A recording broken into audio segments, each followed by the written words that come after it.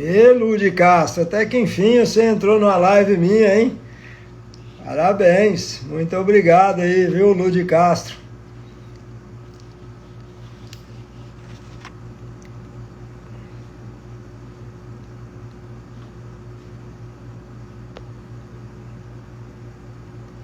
Bom, Filipão, você já tá aí? Pede aqui para poder entrar, Filipão, para poder te colocar aqui para a gente já bater um papo. Filipão, o negócio aí tá famoso, porque até a Ludi Castro entrou aqui, hein? Essa é a minha filha e eu acho que ela tá querendo saber mais também sobre silagem.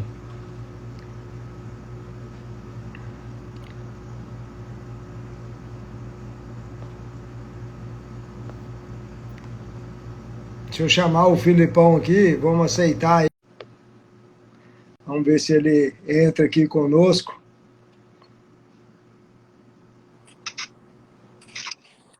E aí, Filipão? Na escuta, Boa noite. Eu queria falar beleza? para vocês, tem muita gente que a gente tem que tirar o chapéu, mas o Filipão, essa noite, ele vai me fazer eu colocar o boné. Então eu sou um torcedor dele, adoro o trabalho dele, e então eu vou colocar o chapéu para ele. Eu não vou tirar, não, Felipe, eu vou colocar o chapéu para ele, porque realmente ele tem um trabalho diferenciado. Então, eu queria aqui, Felipe, começar, em primeiro lugar, agradecer a Deus por a gente estar aqui, por a gente ter essa oportunidade de levar, de transbordar na vida das pessoas. A ideia nossa aqui é realmente de levar conhecimento, levar coisas boas para todas as pessoas. E eu agradeço muito, muito a Deus pela tua amizade, pela tua companhia e a gente conseguir trocar ideias. Então, o primeiro passo é esse. E, em segundo lugar, eu queria te agradecer pelo convite. Tá? É um prazer enorme estar conversando com vocês. E assim, eu sou um admirador do teu trabalho, acho o teu trabalho muito bom e eu acho que a gente deve, né, fazer muito mais vezes isso que nós estamos fazendo, que é levar conhecimento, levar coisas novas, é aquilo que a gente está fazendo, aquilo que a gente está dando certo. E eu vejo, Felipe, que quanto mais a gente fala, quanto mais a gente expõe o que a gente está fazendo, mais a gente melhora o processo que nós estamos fazendo, como também a gente vai atrás de coisas novas, de fazer coisas boas.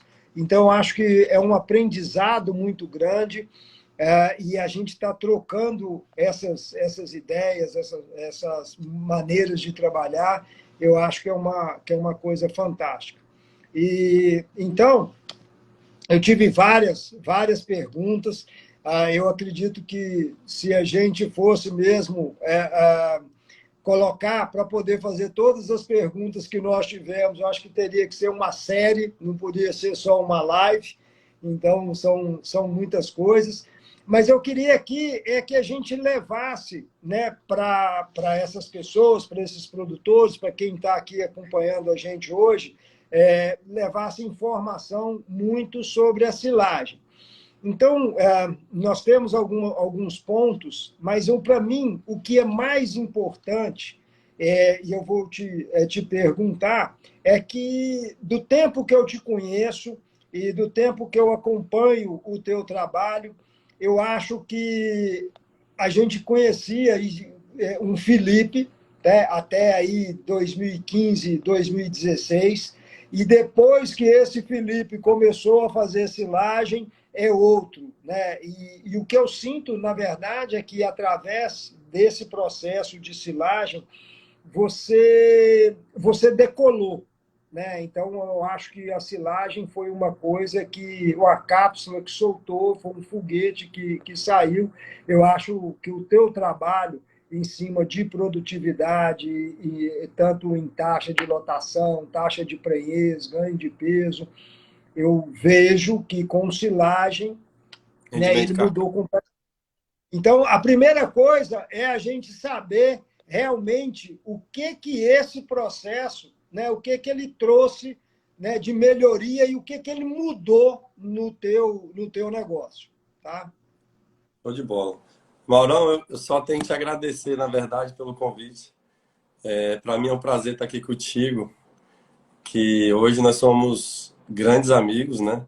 Mas há alguns anos atrás eu era um grande admirador, continuo um grande admirador seu, e você sempre me inspira e inspira a nossa geração, entendeu? Para poder intensificar a pecuária, para poder cair em cima de número, para poder produzir, preservar, entendeu? Então, assim, é uma felicidade muito grande estar aqui contigo, entendeu? Com certeza não vai ser a primeira, vai ser muitas que a gente vai fazer aqui. Com certeza. Essa é a única certeza que eu tenho.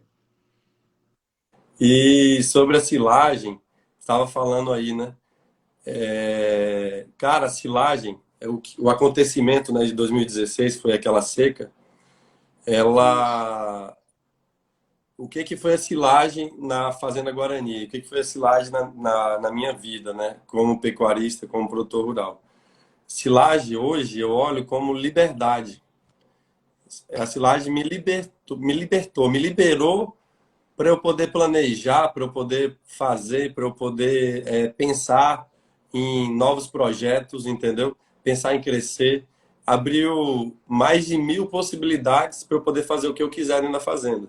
Quando falo em silagem, eu só penso em liberdade, entendeu? E assim, 2016, só para poder contextualizar para o pessoal, foi aquele ano da seca e a gente estava com a fazenda carregada, igual a gente está essa safra, na última safra também que passou. E a gente não tinha um plano. O plano que tinha estava na mão de Deus, aquele plano. E aí aquele plano, Deus colocou a chuva, São Pedro botou a chuva um pouquinho mais para frente e aí saiu tudo fora do eixo. E a gente não tinha nada, nada, nada, nada para poder. Como a nossa realidade é ciclo completo, ou seja, a gente tem animais que não pode sair e voltar da fazenda de uma maneira rápida, né?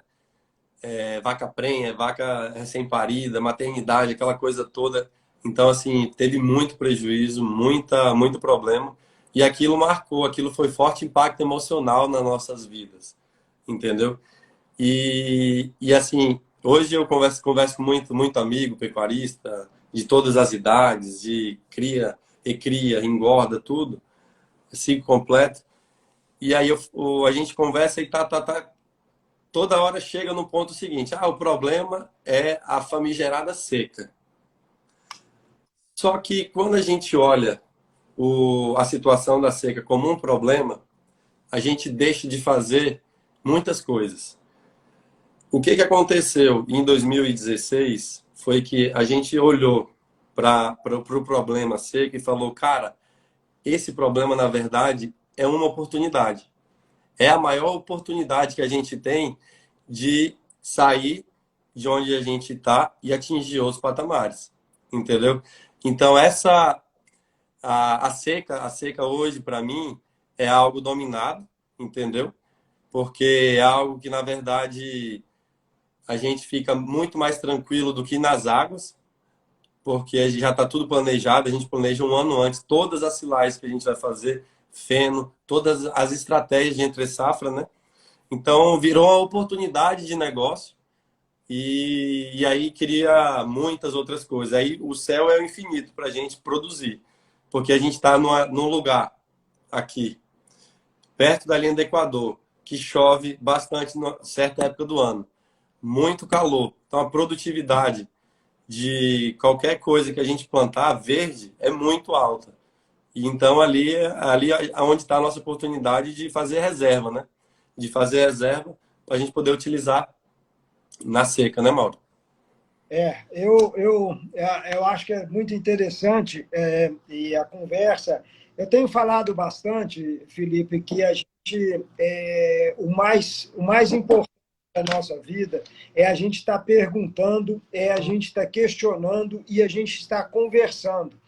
né? Toda vez que a gente conversa, principalmente com pessoas igual você, do teu nível, que tem conhecimento, que tem trabalho, que tem coisas feitas, o aprendizado é muito grande. Então, por exemplo, você falou duas coisas aí que são muito interessantes. Uma é traduzir a silagem como liberdade, né? Então, assim, não porque às vezes as pessoas fazem as coisas por fazer, né? E tem gente que faz a silagem e coisa como uma coisa, um ato normal e coisa. Agora, quem faz silagem pensando numa liberdade, trazendo isso para dentro do negócio, é outra coisa. Então, liberdade, o que que é? É que se você quiser confinar seus animais, você vai confinar. Se você quiser pegar fêmeas para poder sequestrar, você vai fazer isso. Se você quiser botar fêmea para poder tratar e entrar no período, numa estação de monta, e você tem condição para tudo. Então, realmente, é uma liberdade para poder você escolher o que há de melhor, o que tem de melhor. Quando você não tem isso, você tem a obrigação de vender seus animais. Ou, se você não vender, você vai perder, você vai acabar com a fazenda, né? Então, assim, você não tem escolha, né? Suas escolhas acabam. Então, quando você tem a silagem, realmente é uma liberdade. Eu não tinha ainda nessa visão, foi uma coisa que realmente eu peguei aqui. Outra coisa que eu acho muito importante, e isso não você fez com a silagem, é que é um problema, a seca realmente é um problema, e a maior, né, todo problema, ele é muito bom quando você acha uma solução. Então, a solução, ela passa, né, o seu problema passa a virar uma oportunidade. Então, isso aí também é muito pesado, é uma coisa muito, muito interessante, né? Quando você faz, e realmente a silagem, você sai do problema seca para entrar numa oportunidade, uma oportunidade de fazer melhores negócios, uma oportunidade de colocar mais animais na fazenda, né? Uma oportunidade de fazer confinamento ou qualquer outro manejo que você queira fazer, você tem essa facilidade. Agora, Felipe, então, parabéns, na verdade já tá pago, tá? Então, agora a gente vai conversar sobre alguns questionamentos. É o seguinte, por exemplo, a gente tem aqui, que é muito o trivial, o normal, então nós temos milho, sorgo e capim. Tá? Eu, particularmente, venho fazendo silagem de capim. Acho que fui, aqui no Pará, mais ou menos, um dos primeiros a entrar nessa questão só da silagem de capim. Mas você, como tem a agricultura, né, tem um trabalho muito, muito forte de integração, então você tem uma facilidade maior para o milho. Na atividade pecuária, o que você acha melhor? Silagem de milho, silagem de sorgo ou silagem de capim? Boa pergunta, Maurão. Aí, só para complementar lá atrás sobre oportunidade de compra, né? Porque quantas vezes a gente está no período da seca e aparece alguém com problema de forragem, né? E o cara precisa tirar o gado, o cara precisa vender o gado, né? Então, também é uma oportunidade de negócio grande, né? O cara ter na mão. É, é, um, Sobre, é uma hora. sobre as silagens, Maurão, é o seguinte. É, é interessante falar, eu tenho experiência com essas três silagens que você falou, né? Capim, milho e sorgo. E te confesso que eu gosto das três. Só que a gente tem que saber posicionar cada uma para o que a gente quer, né? E a gente tem que entender também a realidade do produtor, a realidade da fazenda, entendeu? E o momento que a gente está passando. Por exemplo, eu, na fazenda que a gente tem um confinamento da engorda, lá é uma fazenda de agricultura. Então, a silagem de milho para a gente lá é muito comum a gente fazer silagem de milho, porque as máquinas estão lá, é uma área muito produtiva, uma área que vale a pena produzir milho ali dentro, entendeu? E Uhum. já nas áreas da Guarani, que é onde fica o sequestro, já são áreas que a gente não tem uma agricultura totalmente implantada. Então, ali, o milho já é uma opção que não é a mais fácil de eu ter lá, entendeu? Então, assim, é muito a realidade de cada produto, de cada fazenda, de cada situação. E além de cada fazenda, de cada situação, tem que saber para qual finalidade você vai usar aquela silagem. Por quê? Porque se a gente vai fazer uma silagem para sequestro, para sequestrar, por exemplo, animais que foram desmamados, animais que estão em pleno crescimento, se a gente pega uma silagem de milho com muito grão ali dentro, uma silagem muito energética, a gente acaba comprometendo o crescimento daqueles animais. Porque é uma dieta muito, é uma silagem muito energética, acaba que aqueles animais começam a depositar gordura e dá uma travada no crescimento e a gente muda a estrutura de carcaça dos animais, entendeu? Então, assim, a gente tem que saber para que a gente vai usar, né, Mauro? Isso. E assim, essa silagem, se você usar muita silagem de milho, também animais só para sequestro, depois para poder voltar para o pasto, você tem um pouco de perca, né, de demora desses animais para poder reaver, né, quando sai do sequestro e vem para o pasto, então Isso. sente um pouco. Né? Os animais costumam, a readaptação deles é mais demorada. Com silagem de capim, eu senti que isso é melhor, É, é mais fácil. Né? é Agora, isso. outra coisa, Aí só a Felipe, questão do sorgo, por exemplo, Maurão. O sorgo, por exemplo. Então, igual esse ano eu estou plantando sorgo lá na Guarani. Por quê? Porque eu estou com as áreas lá que foi reformado. E aí como lá meu objetivo é fazer sequestro, e essas áreas lá são muito próximas da estrutura nossa, a gente optou de fazer o sorgo, porque ela é uma silagem menos energética do que a de milho, e eu plantei sorgo com capim. Então, eu vou colher o sorgo, aquele sorgo próprio para silagem, né? Que isso. é o forrageiro, né? Não é o sorgo granífero, é o sorgo forrageiro. Então, assim, e aí eu vou colher o sorgo e ali vai ficar o capim para a gente soltar gado depois, entendeu? No pós-colheita do sorgo. Então, assim, é muito a realidade de cada um. Mas Silagem de capim. Mas é um leque de opções, né? Eu acredito que o que a silagem traz para nós é um leque de opções. E agora, só fugindo um pouco, você tem uma preferência para silagem ou feno? O que é que você acha que tem algo? Se você for optar, para qual que você optaria? Para silagem ou para o feno? Maurão, silagem é muito bom porque é muito fácil da gente manusear e tratar, né?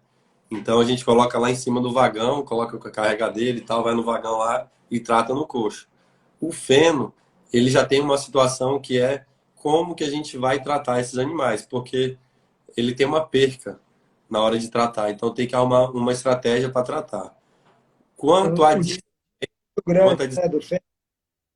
quanto a desempenho de silagem, de silagem ou de feno, se for silagem de capim e feno, se for silagem de capim e feno, eu preferia usar feno, entendeu? Aham. Eu já tive ótimos resultados com feno, feno de ótima qualidade, colhido no ponto, entendeu? Um lugar, um campo bem, bem organizado de feno é algo excepcional, entendeu? Uhum. Tá. Então e assim, você tem uma noção de custo para qual que fica mais em conta, se é feno ou se é silagem? Olha, hoje, para você fazer uma silagem de capim, falando em matéria seca, o feno, sem dúvida, o feno vai sair mais barato do que a silagem, Aham. entendeu? Porque Isso quando você tem matéria seca. em matéria seca. Quando a gente pega a matéria seca daquilo, a matéria seca do feno vai sair mais barata do que a de capim.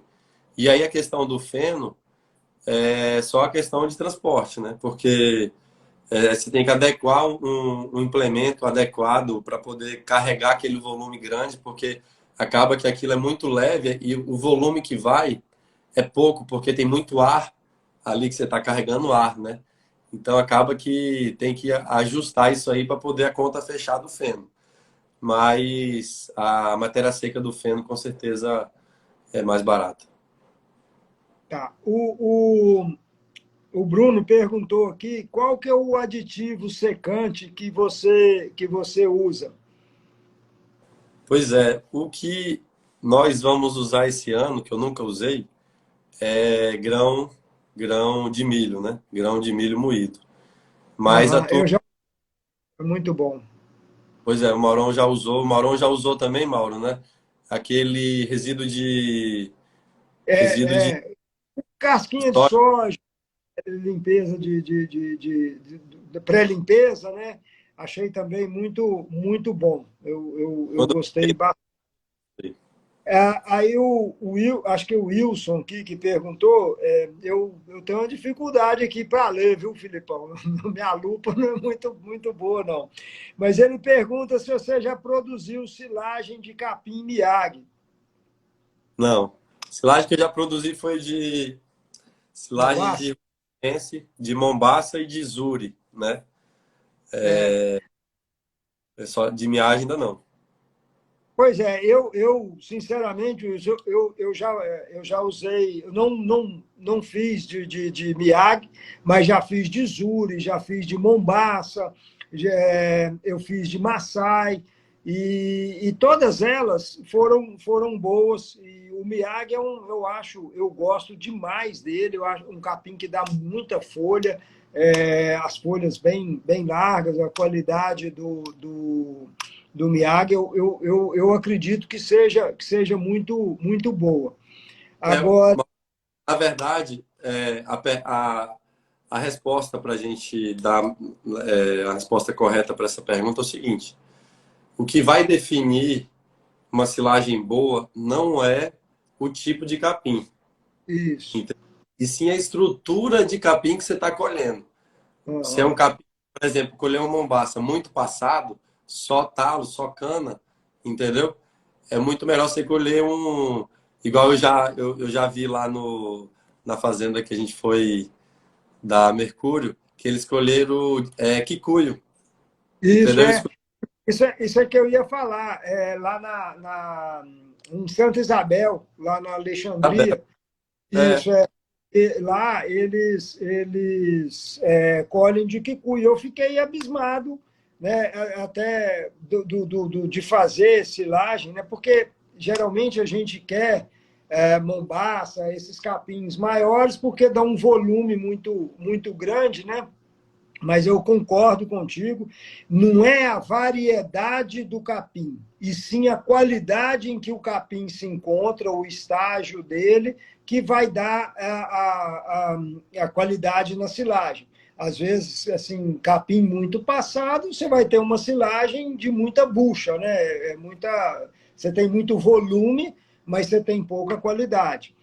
Agora, uma coisa que a gente tem que tomar cuidado, não sei se você já notou, é que, por exemplo, quanto melhor está o capim para você colher, né? Se você colhe ele muito bem, numa altura muito boa, que o capim está muito bom, você extrai muito do solo, porque naquele momento, né, o capim ele está muito rico, mas de coisas que ele extrai do solo. Então, para quem colhe nesse momento, tem que tomar um cuidado muito grande, né, em fazer as adubações corretas e principalmente em questão de matéria orgânica, porque você extrai bastante.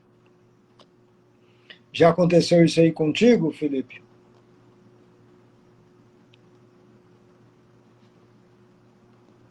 Bom, parece que para o Felipe aqui deu uma travada. Não sei se vocês estão sentindo isso, mas ele ele até saiu aqui no meu. Deixa eu ver se eu consigo trazer ele de volta aqui.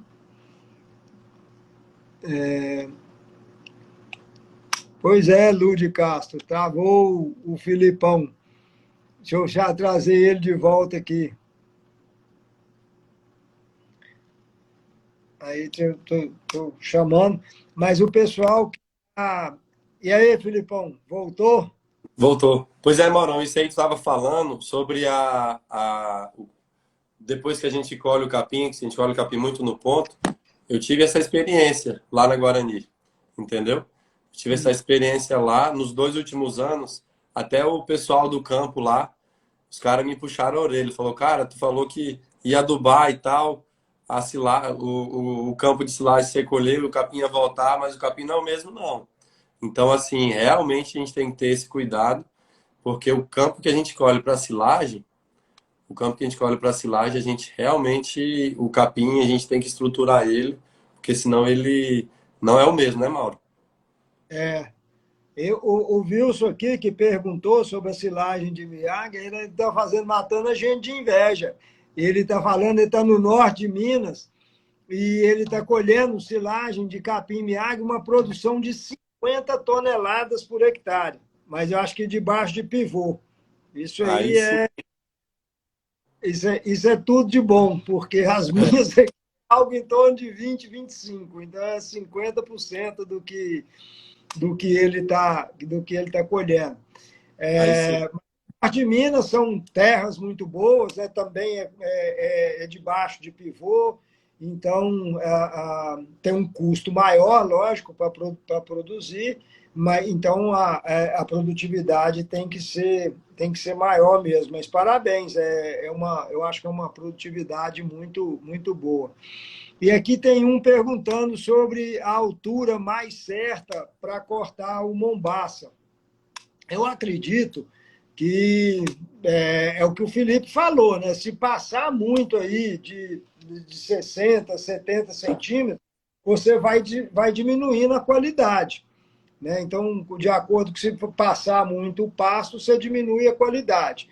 Mas se você uma coisa que eu acho que tem que tomar cuidado, isso aí que o Felipe também falou e alertou, é que se você colher ele, né, quando ele está bem, o capim muito bom, num ponto ótimo, com muita produtividade, você tem que tomar cuidado do solo, porque você extrai bastante. Então, por exemplo, se você fizer silagem 2, 3 vezes seguidas, você extrai bastante do solo, então você tem que repor isso aí que você tá tirando dele. Mas, Maurão, oi, uma coisa aí que agora veio aqui na minha mente e que eu sofri na última, na última safra, foi o último silo que foi feito. É uma coisa que a gente tem que ter muito cuidado na hora que está fazendo a silagem. A gente acompanhar isso muito de perto.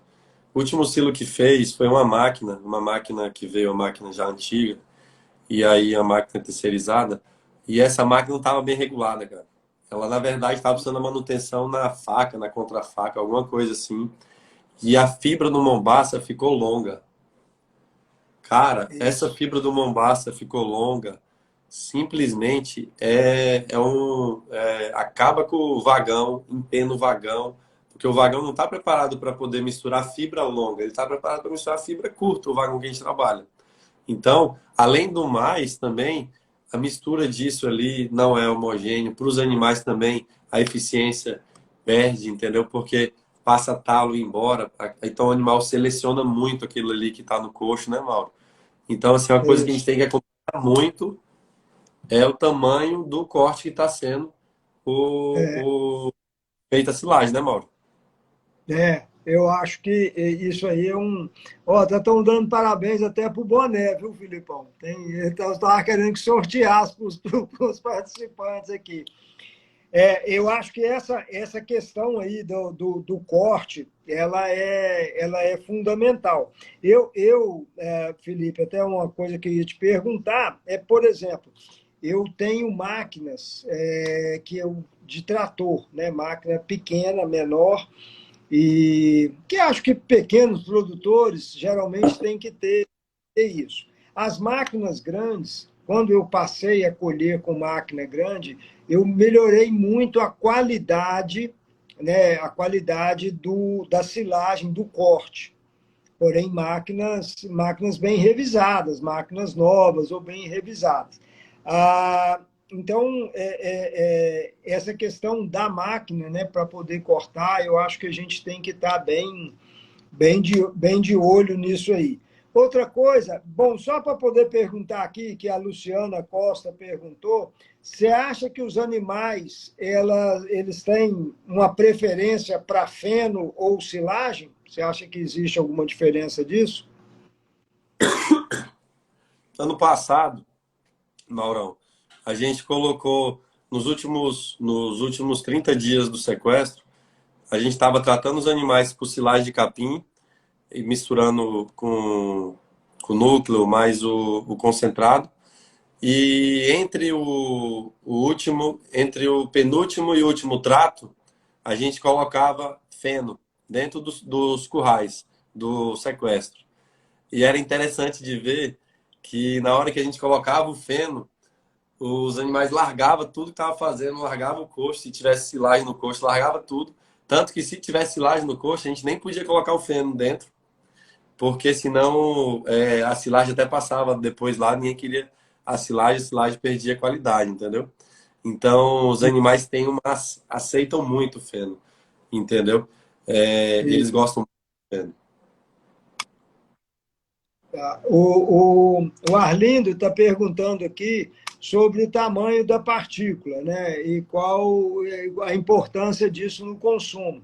Aí, Arlindo, o Felipe até falou sobre isso, que ele teve problema o ano passado com uma máquina que estava com o corte estava muito grande, e o problema maior que ele teve, mais do que no consumo, foi no vagão, para poder fazer a distribuição.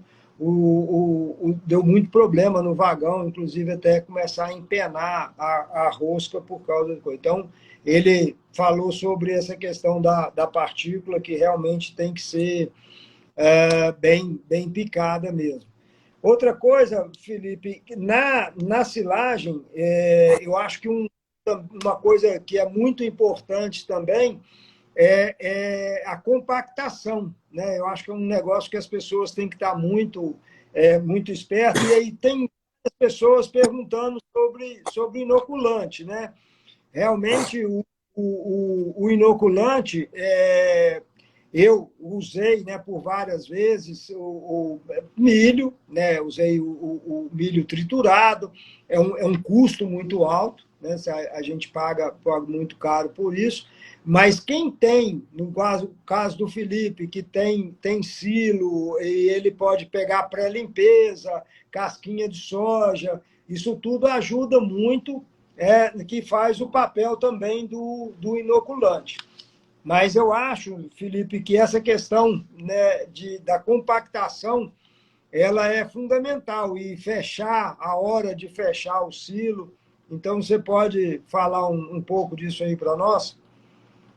Olha, Maurão, tem uma coisa que eu não economizo na hora de fazer silagem, é um bom trator, dos mais pesados que eu tiver para poder compactar. Se eu tiver disponível até 2 trator, eu coloco 2 trator daqueles grandes, aqueles filipados de 225 cavalos, eu coloco para poder passar, porque assim, cara, a compactação é a base de uma silagem boa, porque ali você evita ter bolsões de ar ali dentro, entendeu?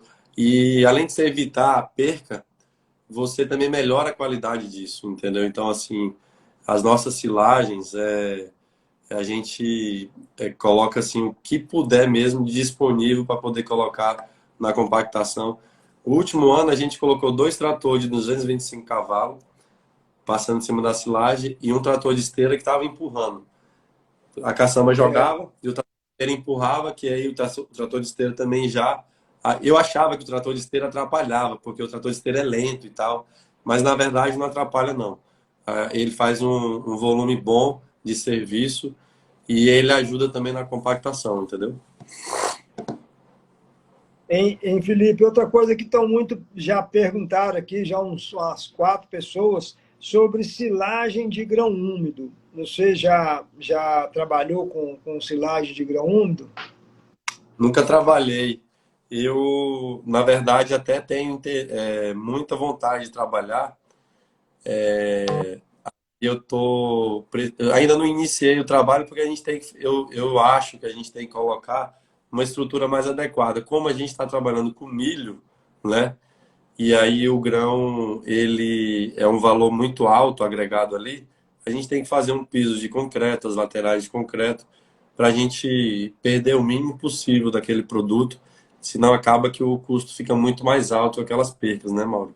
Mas eu acho que é uma coisa muito boa, principalmente para aqueles que não têm armazém, né, que produz o milho lá, tem que Isso. colocar no silo de terceiro para poder secar e depois trazer para poder fazer a ação e depois servir para os animais. Então, assim, a silagem de grão úmido, eu já acompanhei num produtor aqui em Mãe do Rio, uma silagem de grão úmido sendo feita naqueles silos silos bolsa, né? E um negócio assim sensacional, sensacional, aquele lá.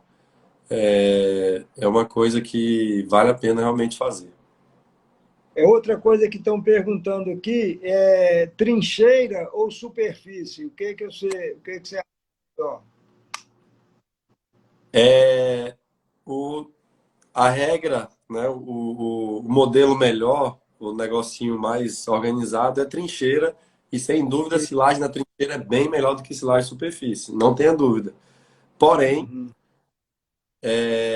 eu faço muita silagem de superfície, porque às vezes o lugar que eu estou fazendo a silagem ali não está adequado para poder. Ou então deu mais do que meus silos trincheira, e aí passa do, do volume, aí vai para a superfície. Não é se tiver trincheira ou não que vai vai deixar de fazer a silagem, entendeu, Mauro? Mas assim, Isso. se tiver condição, tempo, dinheiro para poder fazer trincheira, realmente tem que fazer trincheira porque fica muito melhor, com muita mais qualidade a silagem. Tá certo. Outra coisa, perguntaram aqui, você já teve problema de botulismo com silagem? Graças a Deus, não, né? Nunca tive. Eu também, graças a Deus, nunca tive nada sobre isso, não. O Arlindo perguntou também se essas partículas grandes, quando você teve problema com partículas grandes, se teve problema na compactação também. Teve. Esse bolsão de ar, cara, que fica ali dentro. Aquilo ali, muito problema. É aquilo ali que ele vai dando uma cega, entendeu? O prejuízo é incalculável. Se o cara for fazer na ponta o dinheiro que gastou com óleo diesel, com hora máquina, com gente, com mão de obra, rapaz, por uma silagem mal feita, entendeu? Que vai dar problema de consumo, vai dar problema de distribuição, ainda vai dar perca, é um trem absurdo. Então, assim, tem que saber quem vai prestar esse serviço aí, porque qualquer máquina, inclusive essa máquina depois até deu um problema na outra fazenda, até pegou fogo essa máquina, de tão ruim que era a máquina, né? O Wilson está perguntando aqui sobre silagem de soja. Você tem algum conhecimento de silagem de soja para substituir o farelo de soja no complemento? Maurão, é igual o Lombardi. O Lombardi a gente já ouviu falar, mas a gente nunca viu ele, né? Eu já ouvi Uhum. falar dessa silagem de soja e, inclusive aqui perto da gente aqui, é de Pixuna. Mas eu não vi ela de Pois perto, mas eu não conheço e até uma coisa a se aprofundar, né, para saber o que que é, né? Como é que é, é? me dá carona quando você for, porque na verdade, sinceramente, eu não, para mim foi uma surpresa, eu nem sabia que tinha, assim, né? Eu nem sabia que tinha essa silagem de soja, mas quando você for ver, você me fala para poder a gente ir acompanhando. Bom, eu acho, Felipe, aqui, entre tudo que nós falamos, né, a silagem é uma das coisas que a gente não consegue ver algo ruim nela, né? A gente é só, como se diz, é só ganha-ganha. Então, a silagem, eu acho que as pessoas que ainda não trabalham né, com essa prática, as pessoas que não colocaram isso na pecuária, eu acho que estão perdendo uma ótima oportunidade. Você pode fazer como confinamento, você pode fazer como sequestro, você pode, eu acho que tem várias maneiras e várias opções. E eu acho que para quem tem a intenção de intensificar ou intenção mesmo de aumentar a taxa de lotação, ela não tem condições de fazer esse trabalho sem produzir silagem, né? Então, eu vejo assim, a gente tem seca, né, todo ano. Alguns anos elas são mais severas, outros anos às vezes mais, vamos dizer, mais light, mas ela existe. Então, essa produção de comida, essa produção, no caso aí de silagem, eu acho que ela é fundamental. Não tem jeito da gente tocar um negócio hoje de pecuária sem ter essa ferramenta. Isso é mais ou menos o que eu sinto, é você viajar em um carro e você ter pneu de estepe ou você não ter pneu de estepe. Né? Então, às vezes, o ano passado foi um ano que a gente usou muito pouco silagem, né? Porque foi um ano muito bom, bastante chuvoso, nem foi mais, ela não perdeu. Né? Eu, por exemplo, usei algo em torno de 30% da silagem que eu produzi o ano passado, mas está toda aí. Né? Então, você não perde, você consegue passar isso para outro ano. Então, eu não vejo como a gente não ter essa prática, como a gente não ter esse negócio dentro da pecuária. Né? Então, depois de toda a conversa com você e do conhecimento da vivência que eu tenho e depois da conversa contigo, eu acho que isso é uma prática meio que obrigatória dentro da atividade pecuária. Né? Você tem mais alguma coisa para poder falar sobre isso, Felipe? Maurão, ainda tem mais, que assim, a gente enxerga algumas pessoas falando que, mas eu não vou fazer silagem porque eu não tenho máquina. Ah, não vou fazer silagem porque eu não tenho vagão, eu não tenho coxo, eu não tenho estrutura e tal, tal, tal. Cara, se o cara tiver boa intenção, se ele tiver focado no que precisa ser feito, ainda tem aquela silagem, e eu já fiz isso lá na Guarani há 2 anos atrás, para testar, que você faz o silo superfície dentro de uma praça de alimentação ou numa área que os animais consigam chegar, e você consegue abrir a lateral do silo e colocar vergalhão com cerca elétrica. Você deixa uma pessoa ali durante o dia para acompanhar aquele consumo daqueles animais. Quando os animais terminou aquele consumo ali até onde dá na cerca elétrica, desliga a cerca elétrica, levanta os vergalhão, coloca na posição novamente e consome silagem nova, né, que está dentro do silo lá. Então, assim, não é por falta de máquina, por falta de coxo, por falta de estrutura, que o cara vai deixar de fazer silagem, entendeu? Então, assim, se ele precisa fazer e não é uma historinha, né? Não é historinha, não vou fazer por conta disso. Dá para fazer também dessa forma, com amor, com carinho, com zelo, com cuidado, dá certo. Os animais engordam, entendeu? Com a quantidade feita certinha de acesso para cada animal, entendeu? Ainda tem essa opção ainda da silagem, que a gente esqueceu de comentar aqui, né, Mauro? É, eu acho isso aí que você colocou fantástico e eu vejo muitas pessoas quererem, às vezes, arrumar desculpa, né, para poder não fazer. Eu não me lembro mais a pessoa que perguntou, porque essa semana, quando a partir de terça-feira, que a gente falou que ia fazer essa live, então abriu uma caixa de perguntas e houveram muitas perguntas.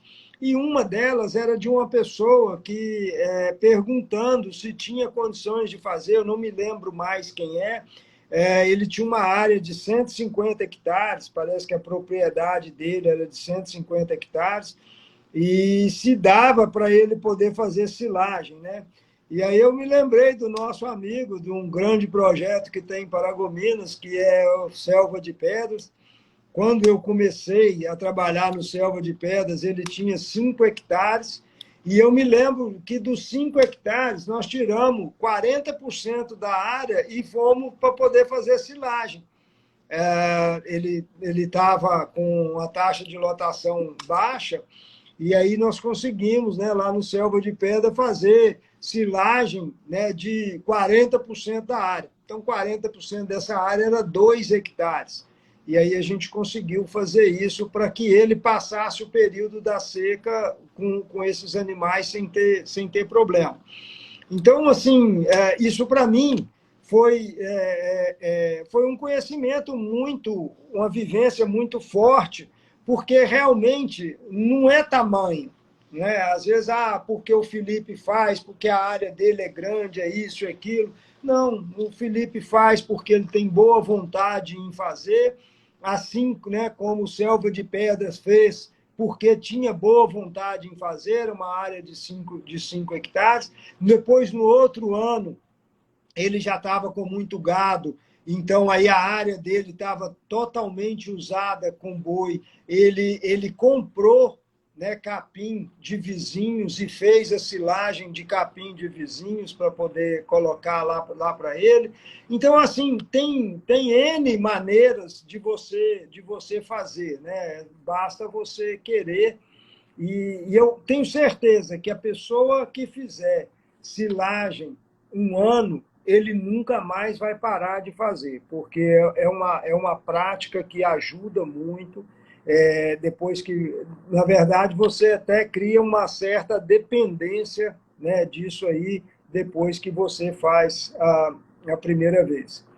Agora, Felipe, eu queria só conversar aqui um pouco mais com você, porque eu já tinha até te falado antes, você, né, como a Guarani, não é uma enciclopédia, né? Então, a gente pode ir lá e buscar, você tem vários volumes e cada volume tem um conhecimento, tem uma coisa.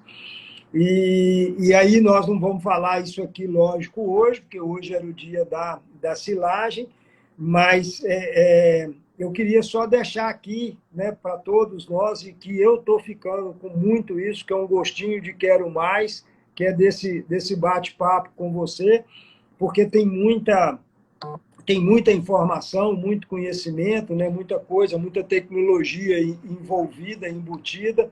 E eu acho que queria te dar os parabéns, né? Não sei se todas as pessoas já viram isso, mas eu tenho certeza que grande parte aqui já sabe, sobre essa nova parte sua aí, esse novo trabalho seu, que é da questão da carne, né? Do que você está fazendo. E eu quero realmente te parabenizar pelo empreendimento, pelo esse sentido empreendedor que você tem. E aí, já te falei, mas só quero repetir aqui, falando para todas as pessoas aqui que estão conosco, que uma coisa que sempre me incomodou, eu trabalho com pecuária a minha vida inteira, mas no Pará, eu moro aqui no Pará há 40 anos. Tá? E nos 40 anos, quando eu cheguei aqui em 1982, eu fui trabalhar num frigorífico, né? Naquele tempo não era nem frigorífico, era matador. E a mesma maneira que a gente vendia boi em 82 é do mesmo jeito que a gente trabalha hoje. Você entendeu? A única coisa que mudou, a diferença que mudou daquele tempo para hoje, é que naquele tempo era peso vivo, né? Vendia o peso da balança da fazenda, e hoje a maior parte, né, ainda existe esse processo, mas a maior parte hoje é peso morto, é peso do frigorífico. Então o resto não mudou nada. E você realmente você deu um passo à frente, que é fazer a sua carne, fazer a sua marca, trabalhar isso.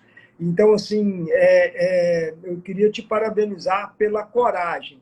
Tá? E o que eu tenho mais aprendido nesses últimos anos é que o que mais a gente consegue ganhar é com coragem. Com medo a gente não faz nada, a gente só perde, né? E eu vou, sinceramente, eu não vou deixar você nem falar sobre essa carne, porque eu queria, né, muito a gente fazer uma outra live para poder a gente conversar sobre isso, sobre comercialização, sobre essa mudança, né? Bacana. Porque, sinceramente, eu acho que você deu foi um show. Eu acho que você deu uma atacada certa e acho que vai ser a mesma diferença que a silagem fez no seu negócio, na parte produtiva.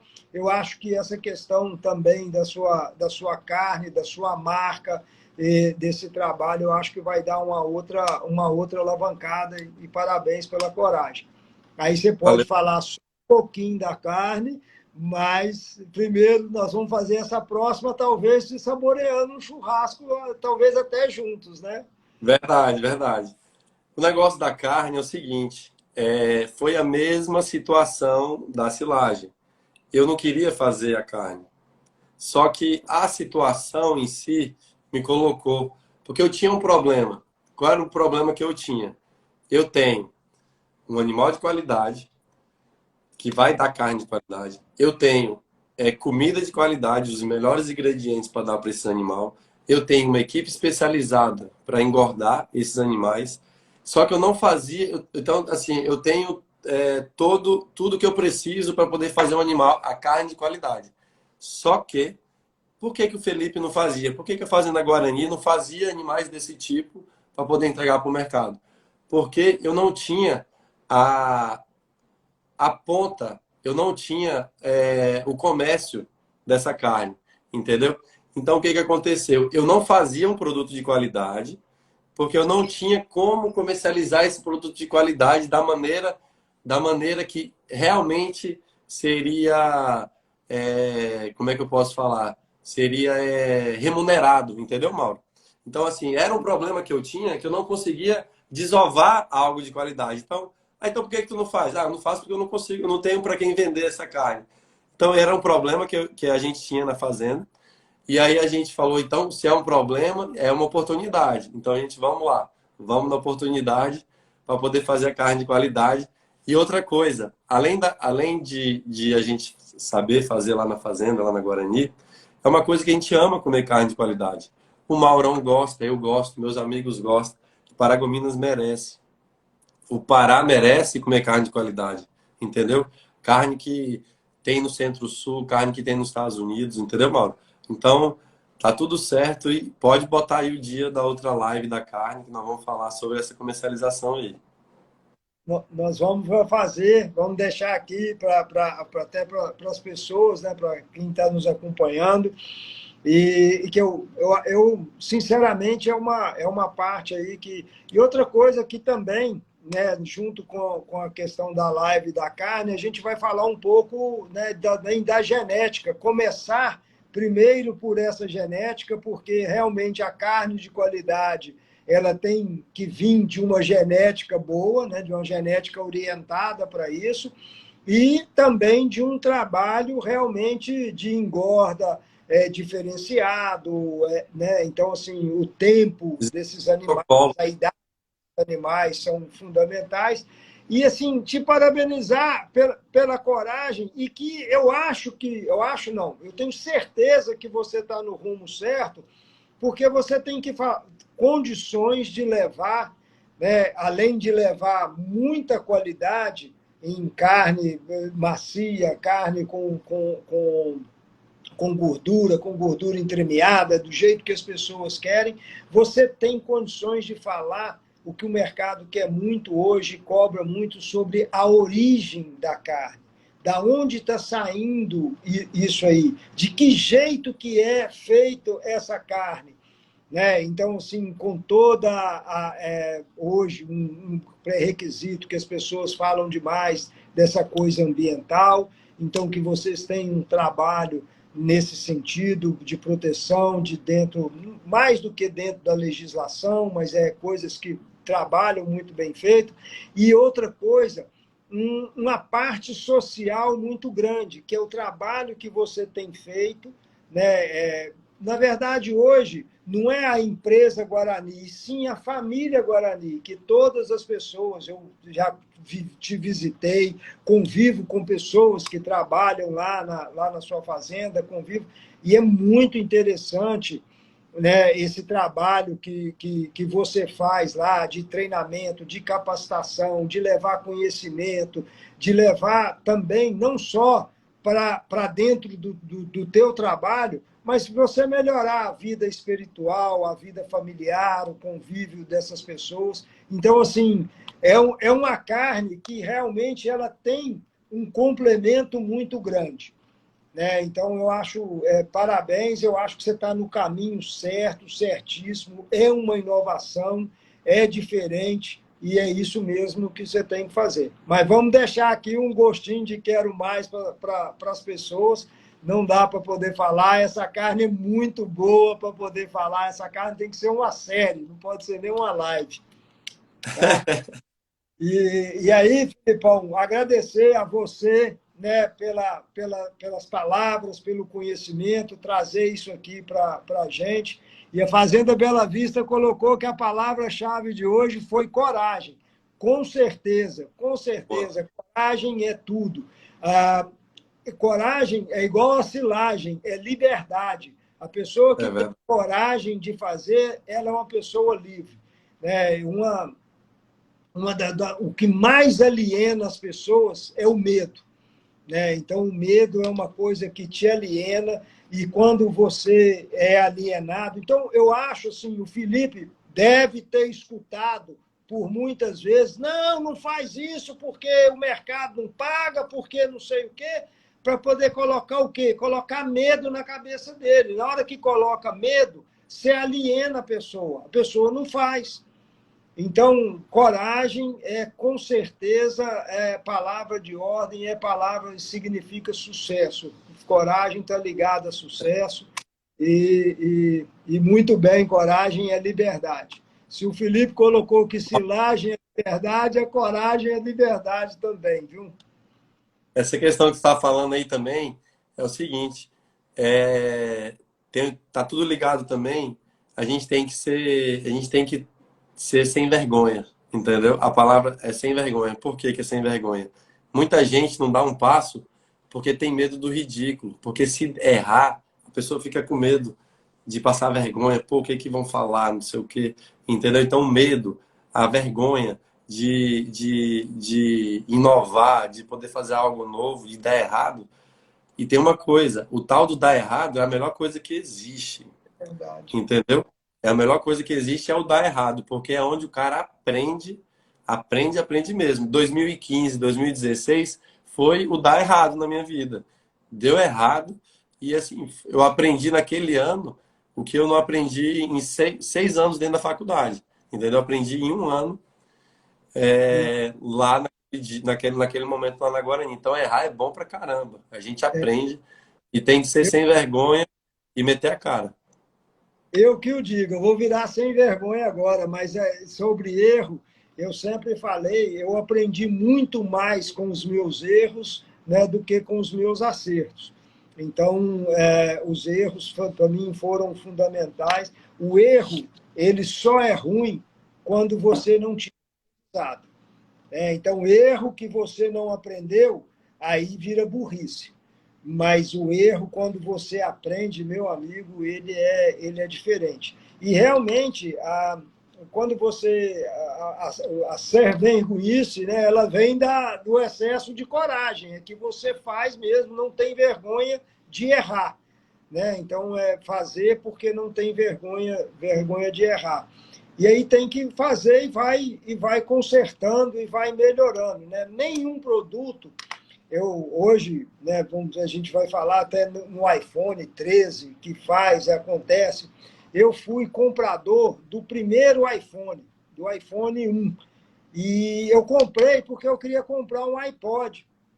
Na época estava saindo, né, negócio de iPod, e quando eu cheguei nos Estados Unidos, falaram que aquele era bom demais. E eu comprei sem nem saber que eu estava comprando um telefone.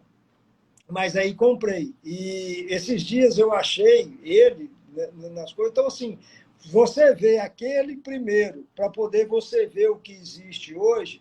E o que foi isso? Foi evolução. O cara fez, foi melhorando, né?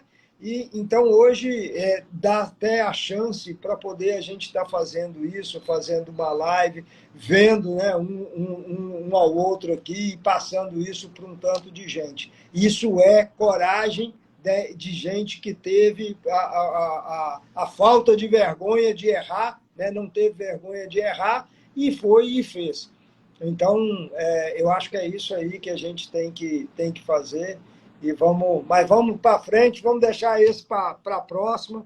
Muito obrigado, viu, Felipe? Muito obrigado por ter me dado essa aula, essa oportunidade de estar aqui e levar isso para as pessoas. Eu acho que é isso que a gente tem que fazer, né?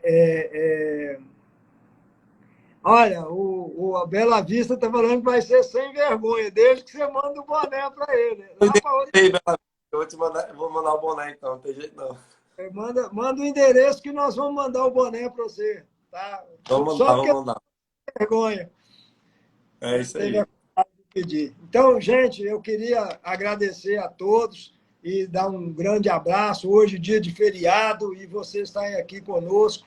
Então, Verdade. foi bom demais. E muito obrigado, Então, viu, Felipe, pela oportunidade. foi- E tá o convite aí já na frente de todo mundo, tá?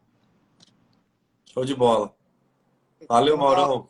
Heloísa falando que já quer o churrasco, viu? Tá marcado então. Castro, Live, você live da viu carne com churrasco. de Castro.